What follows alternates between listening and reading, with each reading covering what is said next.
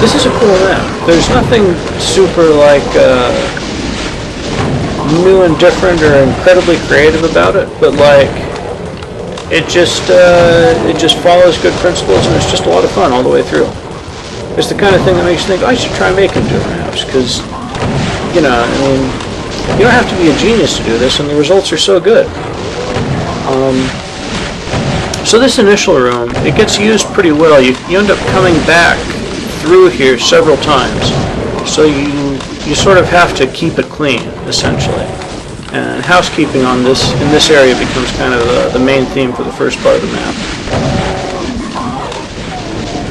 which is why I'm bothering to kill everybody right now. So this area is symmetrical. There's an identical, or mirrored, I guess, corridor on the other side. There's a cage full of revenants there to the right that I didn't even look at, but they're also there on the other side, and they're all deaf. But and when we go up here to hit a switch to enable progression that also lets the revenants out of their cage. So if you wake them up on both sides before you hit the switch, they stack up under the stairs, and you know how stairs are in this game. Like monsters under stairs or under a cliff that you want to get down, it's impossible. So you have to like just go through one and then come back on the other. It's kind of a clever thing that catches you the first time.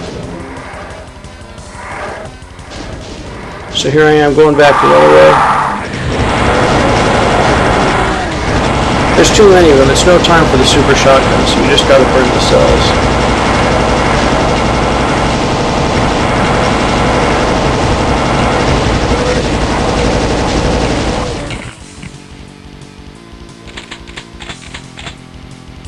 And then the dudes on the other side, you do have time to SSG them down as they percolate through the columns and whatnot.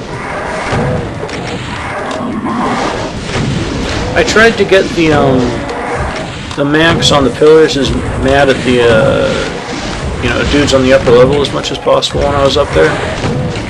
Didn't work super well, but there's just no good time to really take care of those guys. It's a waste of cells to use cells, and it's obnoxious to hit them with the shotgun. Once you get the rocket launcher, you can take care of them. But getting the rocket launcher introduces other problems, as we'll see shortly.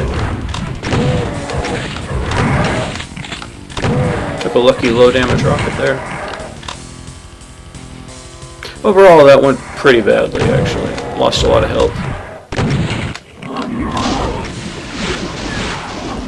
So through here, you can get the rocket launcher, but it also lets a lot of other shit into your space. You can do it anytime after you've been upstairs to flip the switch up there.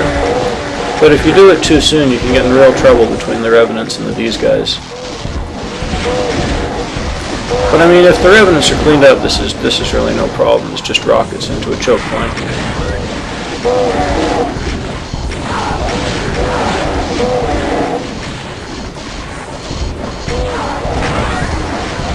I'm sure a speedrunner would do it in a pretty gnarly way where they just bust right through. Yeah.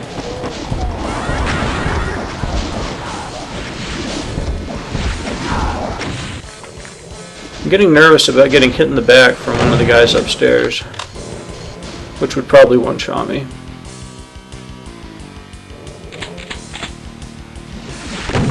Turns out there was only one of them though. That's nice.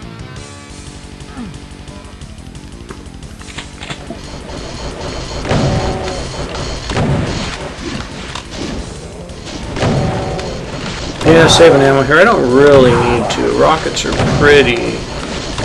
I guess they're not that much.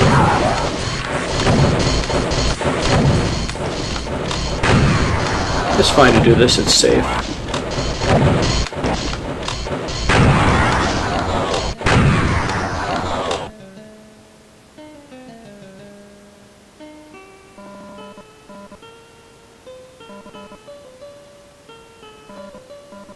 So the next major phase of the map is pretty straightforward. This is an entirely linear sequence of set pieces, which isn't a bad thing by any means.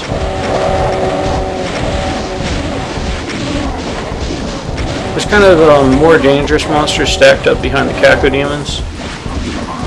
It might be interesting to try holding off on firing to see if you can get infighting, but it almost definitely wouldn't be worth the time it would take.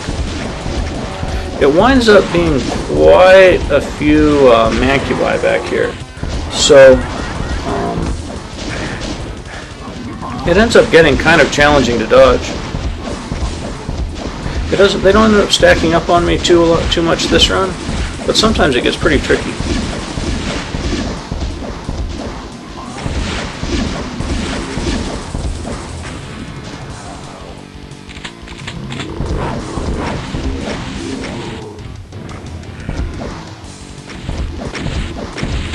And that's more or less that. I mean,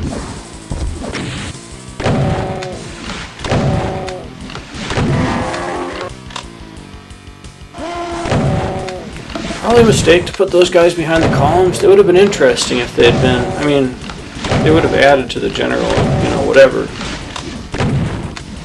They're useless on their own. No point in a lone baron. No point at all.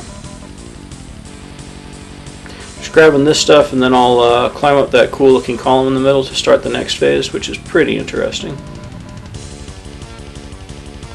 It'll be like a spider demon coming in from the big hallway where I came from, and some monster closets with pain elementals, and caco demons coming in from the back. Of course, with pain elementals, the solution is just to get right up in their face and stay there. Nobody else is going to shoot you in the back for it. Which they basically aren't in this case.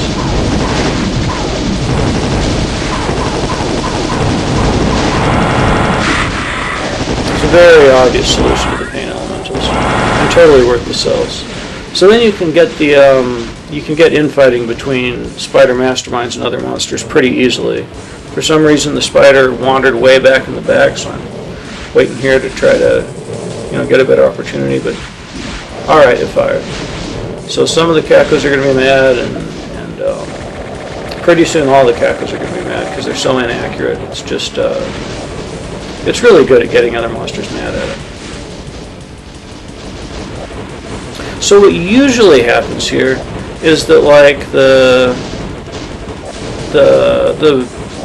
spider mastermind will engage them from a little further back and just sort of slaughter them all as they come through in single file, and then you can just corner camp the spider demon to death with the shotgun. But it doesn't happen this time.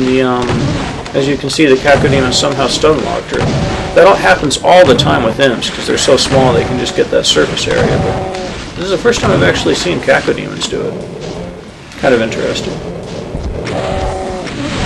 So I'm cleaning up the cacos instead of the spider demon. That's cool.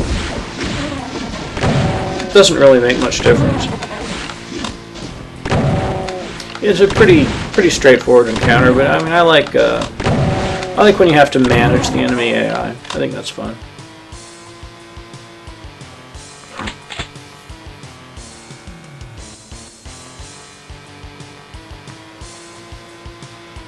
So the next part's actually pretty. I don't know what I'm doing here. Next part's pretty scary. You get a mix of archviles and pain elementals. So it's like, gosh, which do I prioritize? It's this is why it's nice to have not spent an over, you know, excessive amount of rockets, because this can go a lot of ways. Like, it was nice that that this little bastard came forward and made himself easy to kill. But if that doesn't happen, things can be tricky. And then it just, I mean, no matter what, the pain elementals stack up a lot of lost souls, so it's just hard to cut through and get them. This is a pretty expensive part. But I mean, it's better to spend the money than just get yourself killed. So there you have it. Everyone important is dead. And now I just gotta clean it up.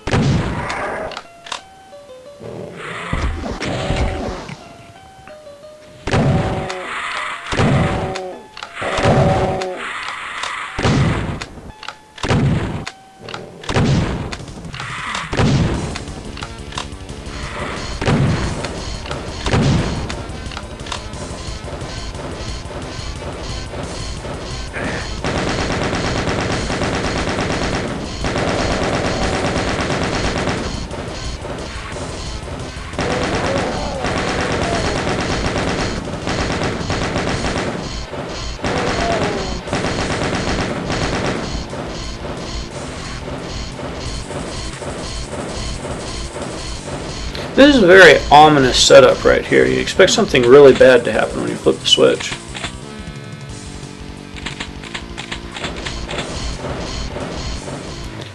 But this is kind of an interesting setup, I think, actually. You know, can't believe I got hit there. But like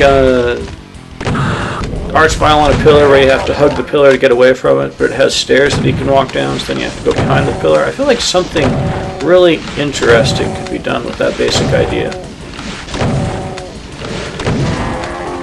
Like, I mean, with just one of them, it's a pretty plain thing, and you should never get hurt by it, even though I did, because I'm bad.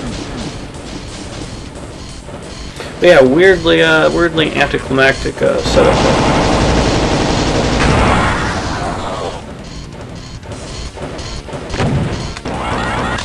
Now this is pretty funny. Look how many rockets I managed to miss here.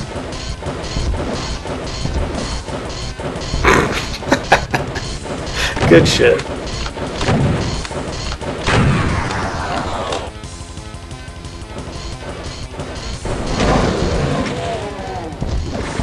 Sudden chain gunners. I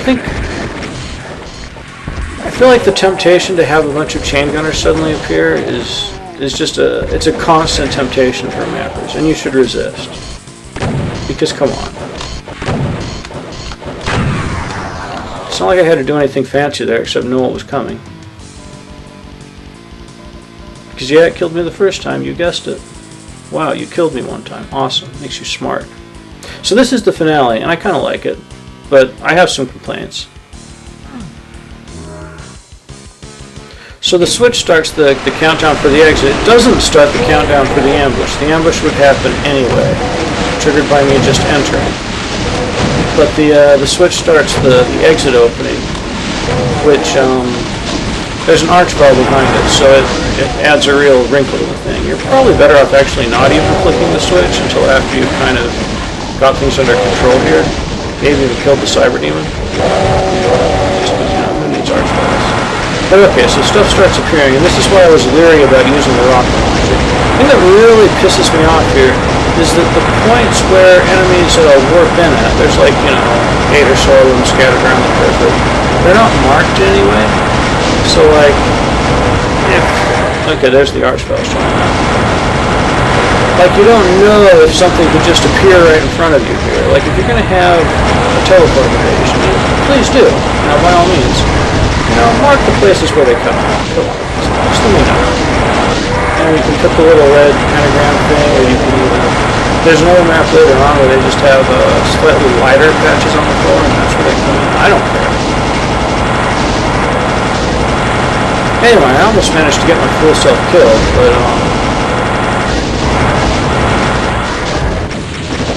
I successfully resisted the temptation, you know, to run in and grab health too early and get myself killed. And then I decided I don't really care about staying around, finishing off that cyber demon, and it'd be boring anyway. Even though I was that close to UV maxing it, whatever, I don't care. It's kind of a cool level.